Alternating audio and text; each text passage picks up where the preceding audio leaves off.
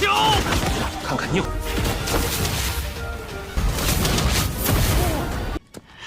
啊！成速！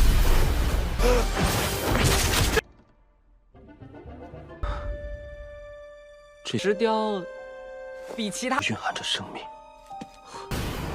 风筝还给你。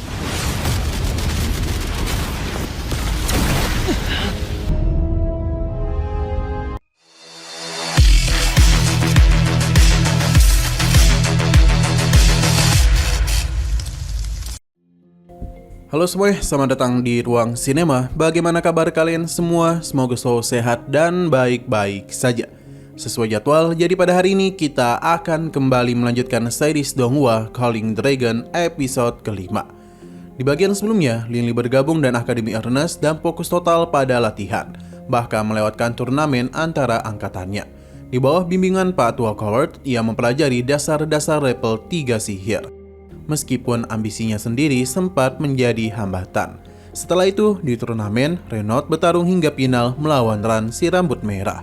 Meski sempat menerobos level kedua, di tengah pertarungan, Renaud kalah akibat kecurangan Ran, yang berpura-pura menyerah lalu menyerang balik dirinya, karena ternyata dia itu sudah berada di level ketiga. Lalu saat peserta usai turnamen, Ran datang menghina Renaud. Lini pun turun tangan dengan mencekik Ran di depan semua orang. Ran lalu memberikan tantangan duel resmi murni sihir tanpa kemampuan prajurit. Lin Li menerima tantangan itu tanpa sedikit pun takut. Yali juga memperbesar taruhan menjadi 10.000 koin emas, dan Ran terpaksa menyetujuinya. Cerita pun melanjut di Akademi Arnas. Terdengar sebuah kabar bahwa Lili telah menerima tantangan Ran sang juara kompetisi, bahkan berani bertaruh 10.000 koin emas. Hal itu sontak menggemparkan seluruh akademi. Tidak sedikit pun murid yang beranggapan Lini pasti akan kalah. Kabar itu pun menarik perhatian Delia untuk datang menyaksikan pertarungan tersebut. Sementara di dalam arena bertarung, seluruh murid angkatan baru serentak memberikan dukungan kepada Ran sebagai peringkat pertama di angkatan mereka. Berbeda dari para murid lainnya, ketika sahabat Lini tentu memberikan dukungan kepadanya dan sangat percaya kepada Lin Li. Mereka bahkan memberikan slogan bahwa Lin Li adalah sang penakluk juara. Begitu wasit menyatakan pertandingan dimulai, Ran sempat menyombongkan diri bahwa ia akan menunjukkan kekuatannya dan tidak akan memberi Lin Li kesempatan menggunakan kemampuan fisiknya. Namun Lin Li tidak merespon ucapan itu. Ran langsung melepaskan sihir meteor api tanpa basa-basi. Untung saja Lin Li berhasil memblokir serangan meteor pertama menggunakan kombinasi atribut bumi dan angin. Tidak menyerah, Ran kembali melepaskan sihir yang sama. Kali ini disertai cambuk api untuk mengekang pergerakan Lin Li, sehingga Lin Li pun terpaksa mengeluarkan sihir duri tanah untuk membendungnya. Alih-alih berhenti, Ran justru semakin gila dan terus-menerus melancarkan serangan.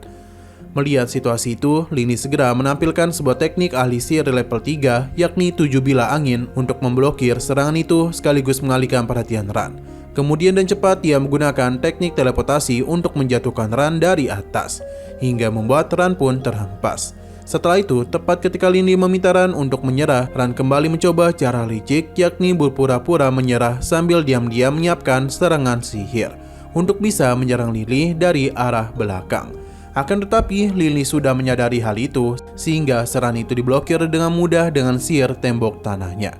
Dilanjutkan dengan beberapa sihir atribut tanah yang membuat Ran pun keluar dari arena pertandingan.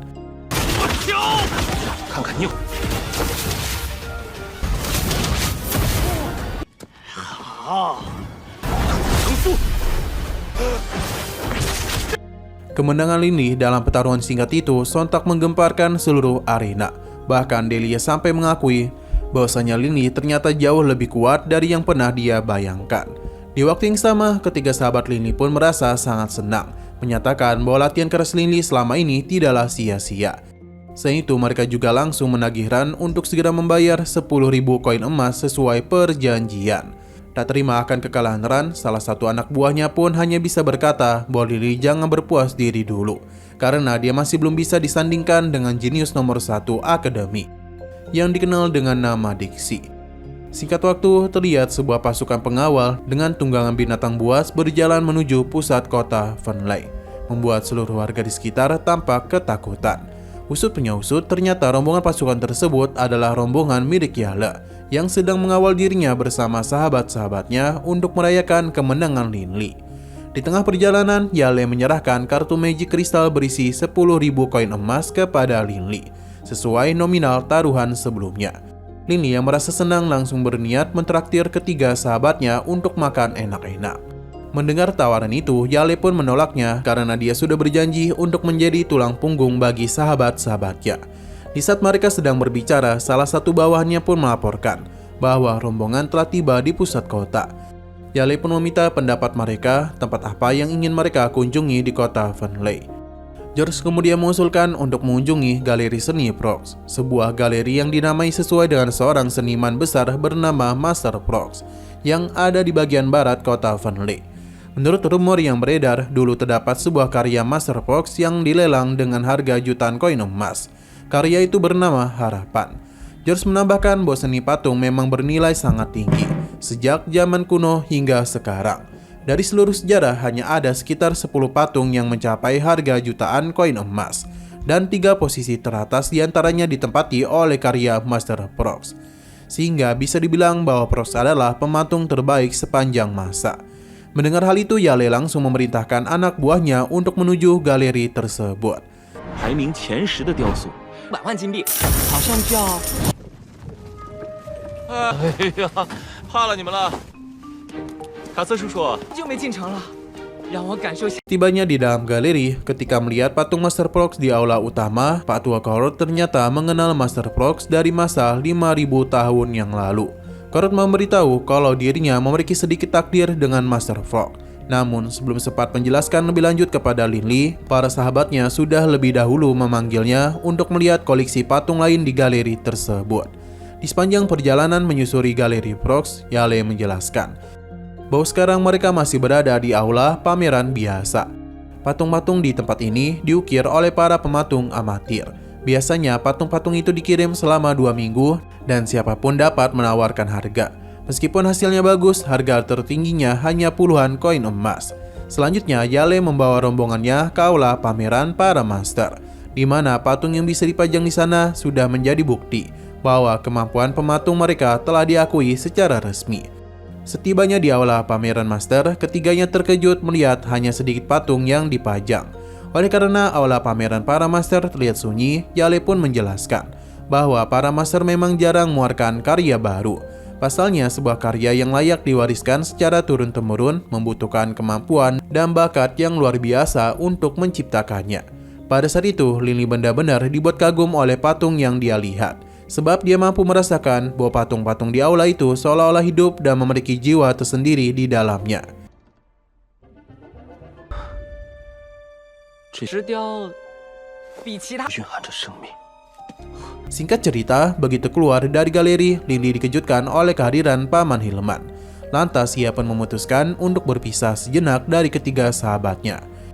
Ketika Lin Li kebingungan bagaimana Paman Hilman bisa ada di kota ini, sang paman dan gerak-gerik yang mencurigakan mencoba menjelaskan bahwa dia itu kebetulan memiliki tugas di kota Vanley. Hilman pun menyampaikan kabar baik kemurnian darah naga Wharton, adik dari Lin Li, yang mana dia itu telah mencapai batasnya. Oleh karena itu, sang ayah berniat mengirim Wharton ke Akademi Prajurit di Kerajaan O'Brien. Dan begitu di masa depan, ketika Lin Li telah menjadi ahli sihir terbaik, adiknya akan menjadi prajurit garis darah naga dan bersama-sama membangkitkan kembali kejayaan Klan Barus. Meskipun merasa senang mendengar kabar itu, Lin Li secara tidak sengaja melihat sebuah patung di dalam gerobak Paman Hilman dan langsung mengenalinya sebagai patung kesayangan sang ayah. Dengan kata lain, tujuan sebenarnya Paman Hilman datang ke galeri ini bukan untuk menyampaikan kabar baik, melainkan untuk menjual patung tersebut demi membiayai keperluan Wharton. Belum sempat Hilman berkata apa-apa, petugas lelang galeri tiba-tiba muncul dan menolak untuk melelang patung yang dibawa oleh Hilman di tempat mereka. Menyaksikan pamannya yang tampak murung dan tidak berdaya, Lin Li pun merasa iba. Tanpa pikir panjang, dia menyerahkan kartu magic kristalnya yang berisi 9.900 koin emas kepada sang paman. Dan alasan uang itu berasal dari taruhan kompetisi sihir yang baru saja dia menangkan. Jumlah ini dia harapkan dapat meringankan beban ayahnya dalam membiayai keberangkatan Wharton ke Akademi Prajurit. Niat baik Lin Li benar-benar membuat Paman Hilman merasa sangat gembira. Karena dengan uang itu setidaknya Hawk dapat membiayai Wharton di Akademi selama 2 tahun. Pada keesokan harinya, Pak Tawad menyinggung tentang uang yang telah dia berikan kepada Hilman, yang membuat Kurt merasa bahwa Lily tidak menikmati sedikit pun hasil kemenangannya sendiri. Namun bagi Lily, seluruh koin emas baru benar-benar bermakna ketika bisa membantu keluarganya. 能帮助到家人才。1万金币。去看3年级的决赛。 Setelah semua itu, Lily menuju arena kompetisi sihir angkatan ketiga dengan tujuan melihat langsung sosok Dixie yang selama ini disebut sebagai jenis nomor 1 di akademi. Setibanya di arena, dia melihat Dixie yang bersiap bertanding. Dia lihat tiba-tiba menghampiri Lily dan dia pun penasaran apakah Dixie adalah kakaknya. Delia pun tiba-tiba menghampiri Lily. Di sini, Lily pun penasaran apakah Dixie adalah kakaknya. Delia membenarkan sekaligus menegaskan bahwa meskipun kakaknya dikenal sebagai yang terbaik di akademi, lawan Dixie kali ini bukanlah orang sembarangan, seorang jenis penyihir ganda elemen tanah dan angin, sama seperti Lily. Tak lama kemudian pertandingan di atas arena resmi dimulai. Dixie terlihat unggul dan mengendalikan atribut anginnya yang sangat mumpuni. Bahkan hanya dengan melepaskan 2 bilah angin, Dixie mampu menghancurkan teknik pertahanan lawannya, yaitu 3 lapis dinding tanah hingga membuatnya begitu tertekan. Lily sangat terkejut menyaksikan betapa ekstrimnya pengendalian bilah angin milik Dixie. Pak Tua Colt pun memintanya untuk fokus menyaksikan pertandingan dengan sepenuh hati, agar pemahamannya tentang sihir semakin bertambah. Mendengar hal itu, Lily secara spontan mulai membayangkan dirinya berada di posisi lawan Dixie. Bahkan ia mencoba melepaskan bilah angin sebagai serangan. Siapa sangka bilah angin yang dilepaskan oleh Lily justru berhasil dikendalikan balik oleh Dixie dan digunakan olehnya untuk membalikan serangan ke arah Lily. Untung saja Lily berhasil menahannya dengan teknik perisai bilah angin. Belum berhenti sampai di situ. Menyadari kalau pengendalian angin yang luar biasa dari Dixie membuat Lily terpaksa untuk mengkombinasikan atribut tanah dan angin untuk melancarkan serangan lanjutan. Namun serangan barusan masihlah belum berhasil menyentuh Dixie. Tak berhenti sampai di situ. Lily kemudian bergegas melepaskan teknik duri tanah. Hingga akhirnya Lily berhasil menjebak Dixie dengan sihir duri tanah. Meskipun begitu, Dixie berhasil membebaskan diri dengan sangat mudah. Bahkan dia itu menciptakan sihir rantai bilah angin yang membuat Lily segera mencoba memblokirnya dengan sihir tembok tanah. Walaupun pada akhirnya upaya itu tidak membuahkan hasil. Di waktu yang sama, lawan dari Dixie pun memutuskan untuk menyerah.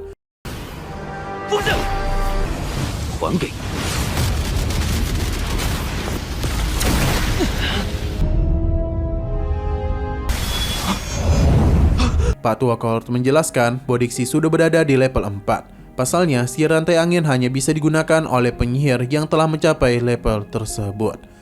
Fakta itu menjadi tekanan tersendiri bagi Lily. Ia dan Dixie memiliki usia yang sama, namun Dixie sudah berada 1 tingkat di atasnya. Saking tertekannya, sampai-sampai Lily harus terdiam merenung di arena selama berjam-jam. Hingga akhirnya hanya dia sendiri di arena itu. Di momen itu, Pak Tua Colt memintanya untuk tidak berkecil hati. Dixie memang memiliki keunggulan kekuatan mental yang sangat tinggi sejak lahir. Dan sekarang kekuatan mentalnya 68 kali lebih besar dari rata-rata orang seusianya. Dengan kata lain, perbedaan mereka hanya terletak pada kekuatan mental bawaan dari lahir saja. Mendengar penjelasan Colt, Lily yang tidak mau kalah dan bertekad untuk mengalahkan Dixie justru balik bertanya, apakah ada cara untuk mempercepat peningkatan kekuatan mental? Dan perasaan senang, Pak Tua Colt mengiyakan bahwa dia mengungkapkan bahwa di masa lalu ia pernah menciptakan sebuah metode yang mampu mempercepat peningkatan kekuatan mental secara signifikan. Sebuah cara jika dipelajari dengan sungguh-sungguh bisa membuat Lily melampaui semua jenius hanya dalam waktu 10 tahun. Metode tersebut bisa dilakukan melalui kegiatan memahat dan dikenal dengan nama aliran pahat datar. Nah, sayang sekali lagi seru-serunya episode 5-nya pun harus bersambung dulu. Tapi sebelum kita akhiri, seperti biasa kita akan melihat apa yang akan terjadi pada episode ke-6-nya nanti. Kita sekilas diperlihatkan oleh keberadaan Lily yang sedang menerapkan metode aliran pahat datar untuk melatih kekuatan mentalnya. Tak hanya melatih kekuatan mental saja, saat di dalam kelas, Lily terus berlatih memperkuat kekuatan pengendalian elemen anginnya. Hingga di lain harinya, terlihat di arena Lily yang sedang bertarung melawan seorang pria berkacamata yang tampak memiliki elemen api. 强大的魔法师，素质会越来越强。巴鲁克，你可以使用任务，即为考试合格。 Oke, sekian dulu pada video kali ini. Untuk video selanjutnya akan segera hadir. Jadi bagi kalian yang ingin mengikuti series ini, langsung saja klik subscribe dan aktifkan loncengnya. Terima kasih yang sudah menonton video sampai habis. Jika kalian suka pada video ini, klik like dan share ke teman-teman kalian tentang channel ini. Dan ditunggu aja kelanjutannya. Oke, sampai jumpa di video selanjutnya.